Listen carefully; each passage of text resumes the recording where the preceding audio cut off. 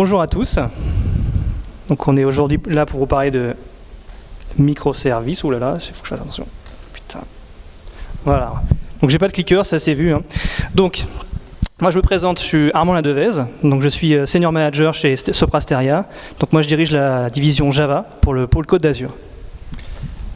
Et donc moi je me présente, je suis Baptiste Xaxa, donc senior manager et architecte chez Sopra Steria depuis 14 ans. Donc merci d'être là. Donc on va vous parler microservices aujourd'hui. Donc faire rimer microservices avec fun et rentabilité. Donc c'est le sujet. Donc vous avez peut-être déjà remarqué, mais les microservices c'est à la mode. C'est plutôt hype en fait. Si vous regardez un peu sur internet ou sur différentes conférences, il y a beaucoup de sujets sur les microservices, ça plaît. Ça fait déjà même quelques années en fait que ça dure. Depuis que Netflix a beaucoup communiqué sur les sujets et que même des personnalités comme Martin Fowler en parlent en détail, c'est quand même un sujet qui est assez connu. Donc j'ai envie de dire, comme c'est la nouvelle architecture à la mode, on devrait tous être en microservices. A priori, je pense que c'est pas le cas. Il y a beaucoup encore de... C'est pas encore vastement utilisé. Comment ça se fait, finalement alors, je pense qu'entre les sceptiques qui se disent que c'est juste la dernière mode et que ça ne prendra pas, et ceux qui ont déjà en fait se sont lancés dans les microservices mais sont peut-être un petit peu déçus, ils flottent comme un parfum de trahison un peu sur les microservices. On nous avait promis du fun et de la rentabilité, mais on ne l'a pas forcément eu. Pourquoi on en est là ? Parce qu'à la base, nos microservices, ils avaient un but, c'était remplacer ce bon vieux monolithe. Alors ce bon vieux monolithe, on le connaît tous, peut-être qu'on l'a tous à la maison. C'est cette application, cet ensemble d'applications qu'on a construit au fur et à mesure des années, en empilant des fonctionnalités, des stacks, des couches techniques. Et finalement, après de nombreuses années, on le maîtrise, ce monolithe. Mais malgré tout, on ne peut pas nier qu'il a quelques défauts, ce monolithe. Déjà, à la base, il est compliqué. Je veux dire, pour démarrer à travailler sur un monolithe, ça peut prendre plusieurs semaines à un développeur, plusieurs mois, à être vraiment productif, à comprendre comment ça marche. Il y a peut-être plein de fonctionnalités, de règles métiers qui sont intégrées, mais ce n'est pas forcément si évident de dire que telle ou telle règle métier est toujours utile, a toujours un sens.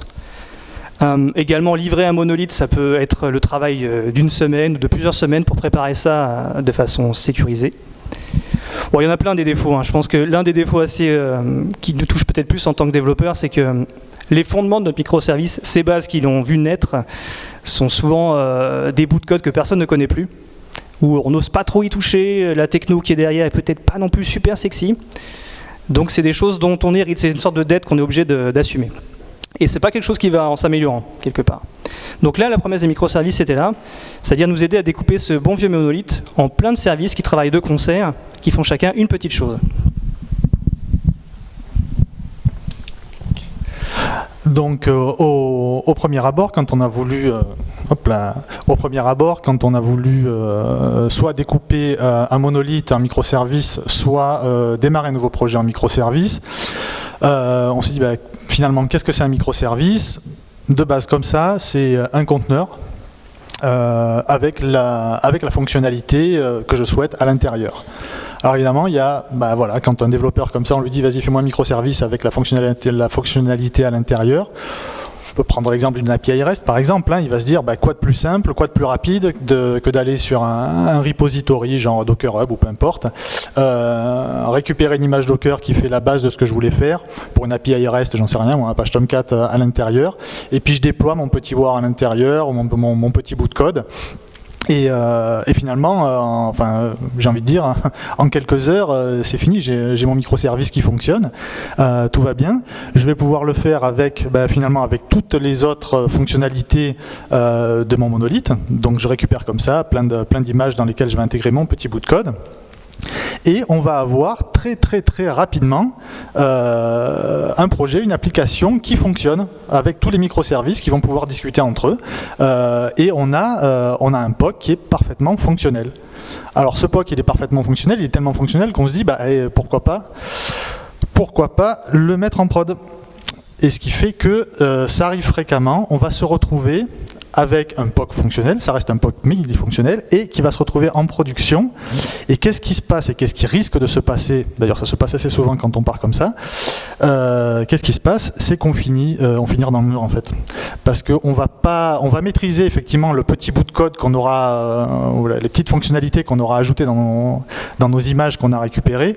Par contre, on n'aura rien maîtrisé du reste des images qu'on a utilisées.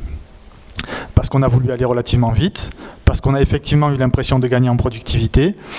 Malheureusement, il peut y avoir des problèmes, il peut y avoir des défauts, il peut y avoir des soucis, sur nos conteneurs. Le principal problème quand on ne maîtrise pas justement ces images qu'on récupère pour ajouter nos fonctionnalités, le gros souci, on va pouvoir souvent le séparer en deux problèmes généraux, c'est soit que nos conteneurs vont se retrouver à être trop gros en termes de fonctionnalité ou de taille par exemple, ou trop petit, c'est-à-dire qu'on va, on va découper notre monolithe en trop de petits microservices, et ça, dans les deux cas, on va le voir après clairement, ça peut poser énormément de soucis. Oui, finalement, le parallèle qu'on peut faire avec les images et les containers, on peut le faire aussi avec nos sources applicatives, le service lui-même proprement dit. Donc là, l'une des écueils les plus faciles à suivre quand on fait des microservices, c'est de commencer avec un service simple. Voilà, j'ai mon service client, il récupère les clients, c'est assez performant, c'est rapide, c'est simple. Puis finalement, je vais faire comme j'ai fait toutes ces années, tout ce que j'ai appris quand j'étais à l'école ou même au début de mon travail, j'ai factorisé. Donc je vais dire, tiens, j'ai un besoin similaire qui touche au client, je vais le mettre avec mon service client. Donc je dois authentifier mes clients, je le mets dans le service client. Je dois récupérer les préférences email de mes clients, je le mets dans le service client. Et petit à petit, mon service qui était petit et performant à la base va se transformer à quelque chose de plus en plus gros, ou peut-être même plusieurs équipes vont collaborer dessus. Petit à petit, je crée un monolithe, en fait un micro-monolithe, qui va hériter un peu des problèmes qu'on a rencontrés sur le monolithe précédemment. Je pense qu'après, il y a un autre sujet, c'est plus on met de choses dans notre service, plus il va être utilisé par d'autres composants. Il va représenter finalement un point de contention dans mon système, où plein de gens vont en avoir besoin. Ça va rendre mon système complexe à faire évoluer et complexe à comprendre. L'écueil un peu inverse à ça, c'est-à-dire faire trop gros, c'est faire trop petit. La taille, ça compte. Quand on va faire trop petit, on va se retrouver à avoir des nanoservices, à savoir un service qui fait vraiment très très peu de choses. C'est un choix quelque part, mais ce choix, ça amène, si j'ai une fonctionnalité ou même plusieurs fonctionnalités dans mon système, cette fonctionnalité risque d'être portée par plusieurs services qui se parlent ensemble. 4, 5, 6 services qui se parlent ensemble, parce qu'ils font chacun peu de choses. Donc du coup, quand je dois essayer de comprendre comment marche mon système, si je regarde la cartographie de mon système, ça devient un vrai cauchemar de comprendre quoi que ce soit. Le pire, c'est qu'on a ajouté en plus une couche de containerisation derrière, qui ajoute encore quelque chose à intégrer. Donc pour les développeurs, c'est pas forcément très fun. Pour ceux qui déploient, nos DevOps ou nos Ops, ça reste aussi deux choses qui ont des conséquences. Dans un système où des services se parlent ensemble, même s'il n'y en a pas tant que ça, mais il y a un sujet qui est la résilience et la scalabilité, qui sont deux choses qui sont essentielles. Il faut que mon système, s'il y a une panne, il puisse rapidement remplacer quelque chose qui est tombé. Ou si j'ai un pic de charge, il faut que je puisse démultiplier un peu mes services. Le micro-monolithe, le problème c'est qu'il hérite des défauts des monolithes, à savoir qu'il est lent à manœuvrer.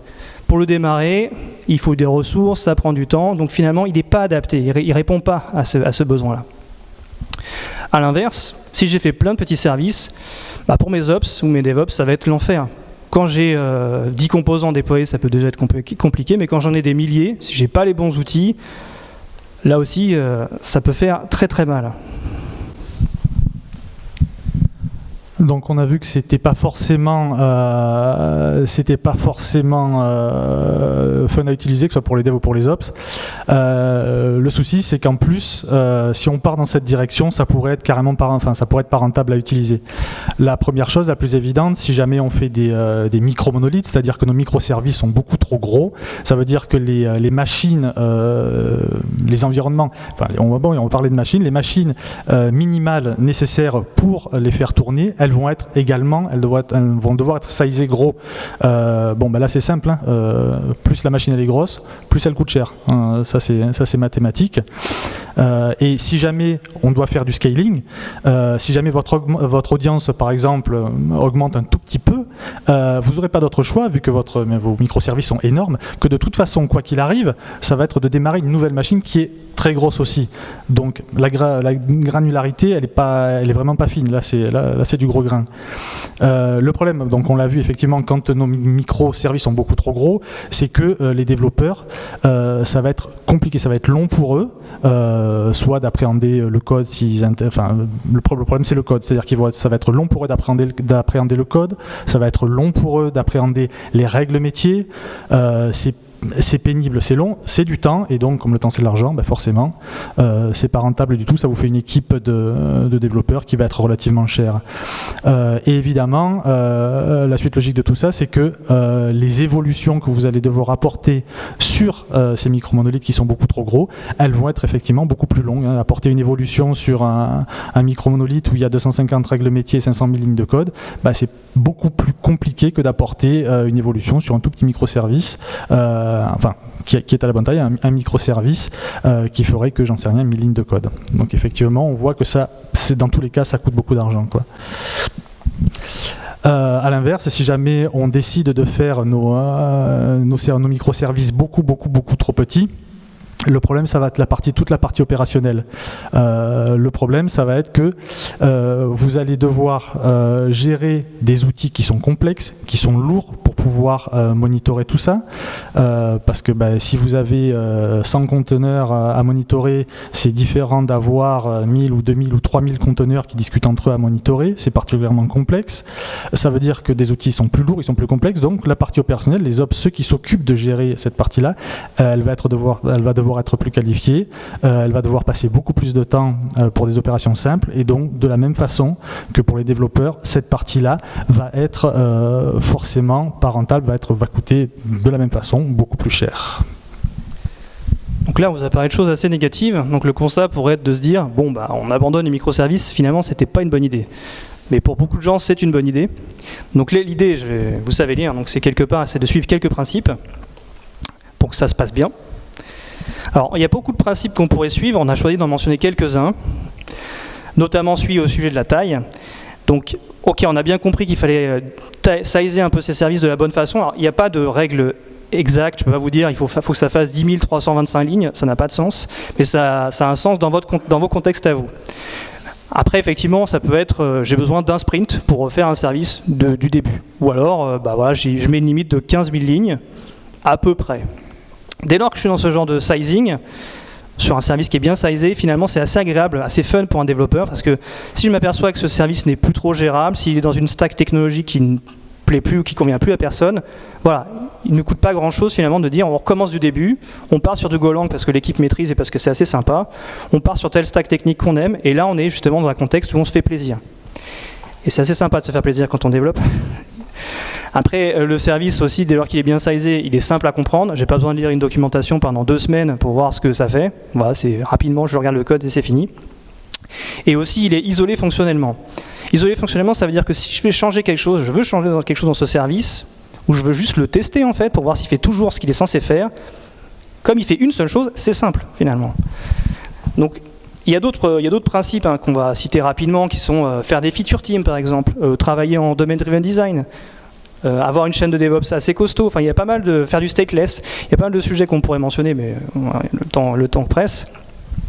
Mais derrière tous ces sujets, finalement, il y a un concept qui prévaut, qui les lie ensemble, c'est de rendre le pouvoir aux développeurs, de laisser les développeurs coder, basculer d'une mentalité où on contrôle le développement, on met des normes, on met des frameworks maison, on met plein de choses qui cadrent le développeur, qui l'amènent à juste faire quelque chose sur un système complexe, à plutôt le laisser face à un bouillonnement productif où voilà, il met les outils qui lui plaisent et il s'amuse, et il fait quelque chose d'efficace.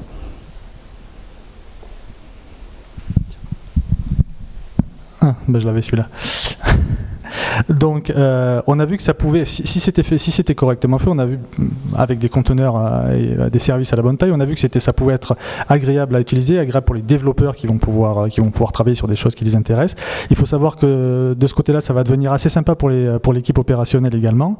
Pourquoi ? Parce que on n'a pas des choses qui sont trop lourdes à déployer, qui prennent du temps, qui sont complexes à tester, parce qu'on a effectivement un feedback immédiat, c'est-à-dire qu'un microservice, quand il ne fait pas grand-chose et qu'il le fait bien, il va être facile à tester. Un opérationnel ne va pas passer 50 ans à se demander finalement le test me dit KO, mais est-ce que c'est vraiment KO ? Le test me dit OK, mais est-ce que c'est vraiment OK ? On va avoir effectivement aussi des outils, besoin de moins d'outils pour tout ce qui est de la partie monitoring, tout ce qui est de la partie supervision, tout ce qui est de la partie déploiement. rapidement, des outils plus simples. Donc ça vous fait une équipe qui est plus sereine sur toute la gestion opérationnelle. Ça fait une équipe qui stresse moins, donc ça fait une équipe qui est dans de meilleures dispositions pour bien travailler. Il se trouve que dans le cas où on le fait correctement, dans le cas où on a des microservices qui sont bien sizés, on va se retrouver avec une rentabilité qui finalement va être accrue. Déjà parce qu'on aura besoin de machines beaucoup plus petites que si on avait, un monolithe. Des machines plus petites, c'est simple, hein, ça veut dire que déjà mathématiquement elles coûtent moins cher. Ça veut dire qu'en cas de scalabilité, si jamais vous avez un tout petit peu d'audience qui augmente, vous pouvez rajouter une toute petite machine derrière. C'est facile. Deux toutes petites machines, c'est beaucoup plus simple que deux énormes machines, ça coûte moins cher. Ça veut dire aussi, et puis ça on en parle beaucoup, on le voit énormément, ça veut dire qu'on va pouvoir payer, ça se fait normalement, on va pouvoir payer ce qu'on utilise uniquement. Finalement, nos microservices ils sont rapides à déployer sur des petites machines, des petites VM.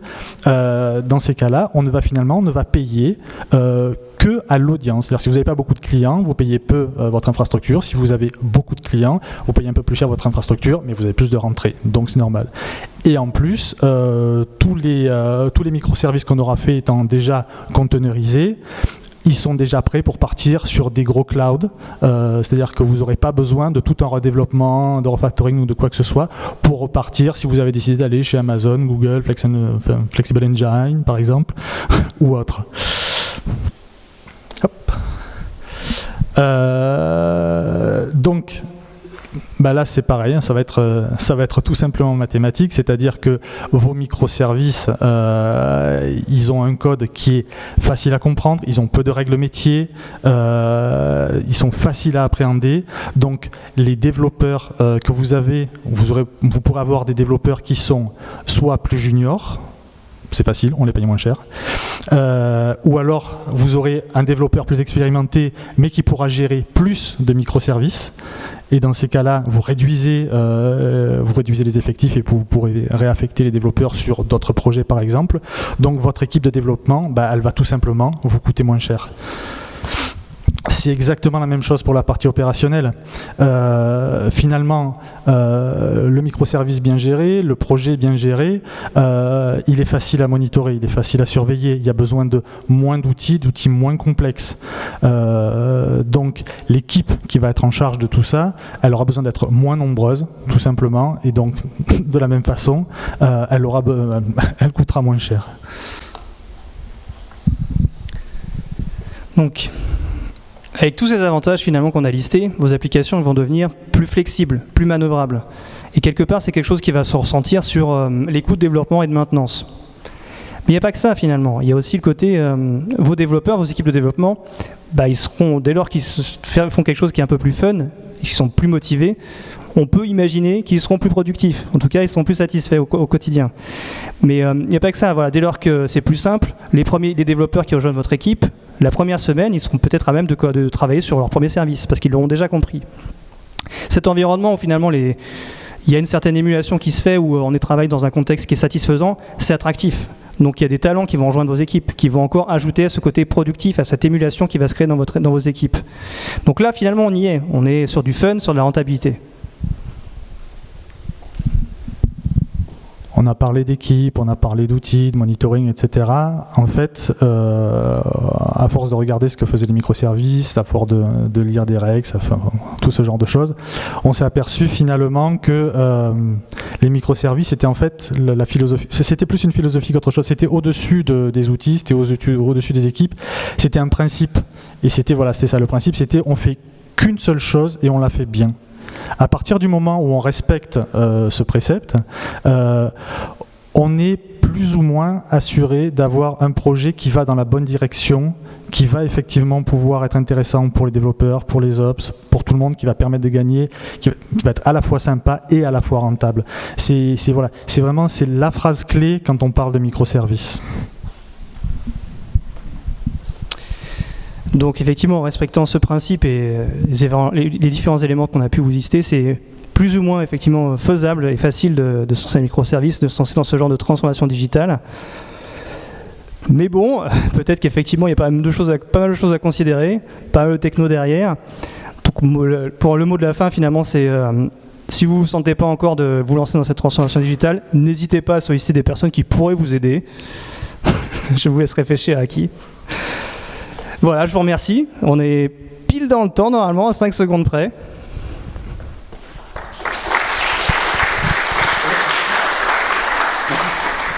Donc vous avez 5 minutes de questions. C'est ça. Oui. Merci pour votre présentation déjà. Alors j'ai une question sur ce que vous utilisez comme service. Qu'est-ce que vous utilisez comme moyen de communiquer entre ces services? Est-ce que c'est un plus de messages? Moi, ce que j'ai pu voir quand j'étais dans ce contexte-là... Ah oui, pardon, je vais répéter la question. Donc, qu'est-ce qu'on utilise effectivement pour gérer la communication entre tous ces services, parce que ça peut être assez complexe, donc un bus de service ou autre chose. Moi, ce que j'ai vu dans le contexte où j'ai travaillé, c'était du service mesh. Donc, clairement, quelque chose comme Istio, qui est assez novateur et qui amène ce côté sidecar, qui vraiment va gérer toute sa partie à l'intérieur du cluster, dans le cadre d'un cluster Kubernetes. Je ne sais pas si toi, tu... Moi, ce que j'ai vu, c'était tout simplement un gros centralisateur du Kafka qui a servi effectivement pour gérer les messages. C'est pas forcément le cas à suivre, parce qu'on a vu que ça pouvait être un goulet d'étranglement. Après, Kafka a apporté certaines nouveautés qui, effectivement, gestion parallèle des bus, etc., qui ont pu corriger les choses, mais voilà, il faut se méfier. Ça peut être un avantage parce que c'est très simple à mettre en œuvre, ça peut être un inconvénient parce que c'est un goulot d'étranglement.